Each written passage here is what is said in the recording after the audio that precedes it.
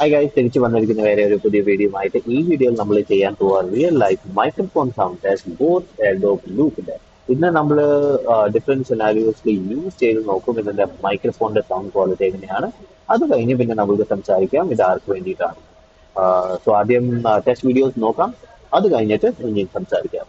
എന്നപ്പോ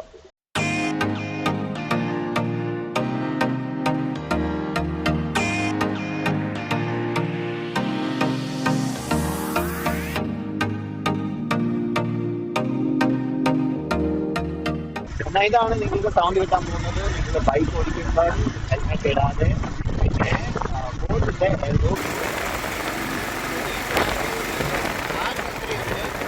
ഇപ്പൊ മഴയുമുണ്ട്.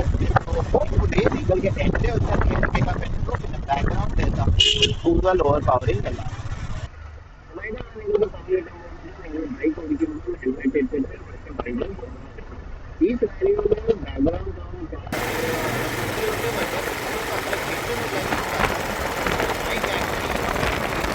അകത്താണ്.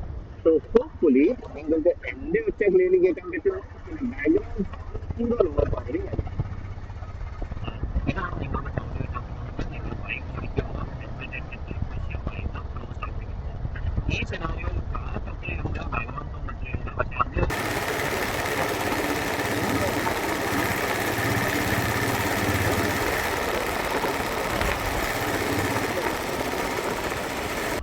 എന്റെ ഒച്ച കുറച്ചൊക്കെ ചിലപ്പോൾ ഒക്കെ ഒത്തിരി ക്രാക്ലിംഗ് ഒക്കെ കേൾക്കാൻ പറ്റും.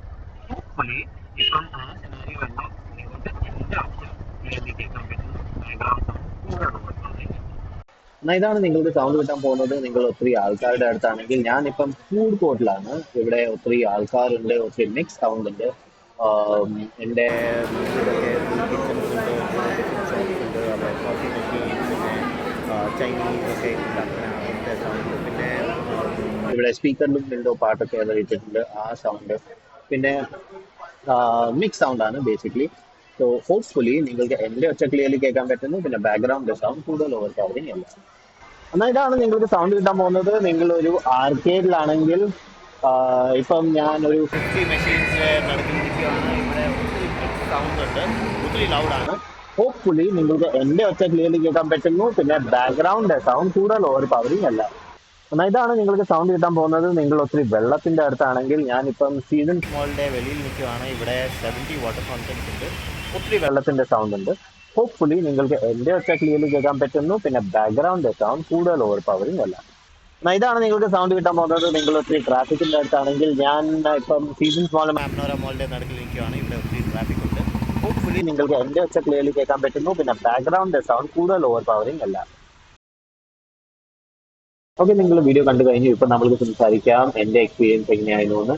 സോ ബേസിക്കലി ഹെൽമെറ്റ് ഇല്ലാതെ ഞാൻ യൂസ് ചെയ്തപ്പോൾ എനിക്ക് ഇതിന്റെ ഒച്ച ഇഷ്ടപ്പെട്ടു. കാരണം ഇതിന്റെ മൈക്ക് മുമ്പിലല്ല, മൈക്ക് പുറകോട്ടാണ്. സോ എന്റെ ചെവി തന്നെ കാറ്റൊക്കെ ബ്ലോക്ക് ചെയ്യുക. സോ അത് കാരണം കുറച്ച് വിൻഡ് ഒക്കെ ഹിറ്റ് ചെയ്യുമ്പം ഇതിന്റെ മൈക്കിൽ അത്ര ഒരു പ്രോബ്ലം വരുന്നില്ല. ഇത് ഇവിടുന്ന് എന്റെ ഒച്ച പിടിക്കുന്നു. പക്ഷെ ബാക്കി ഹെൽമെറ്റ് സിനാരിയോസ് ഇത് എനിക്ക് അത്ര ഇഷ്ടപ്പെട്ടില്ല. സ്പെഷ്യലി ഹെൽമെറ്റ് ക്ലോസ്ഡ് ആക്കി വെച്ചാൽ ആ സമയം എന്റെ ചെവി തന്നെ ആ മൈക്കിനെ ബ്ലോക്ക് ആക്കുക. ചെവി ഇങ്ങനെ പ്രസ് ആവുന്നു.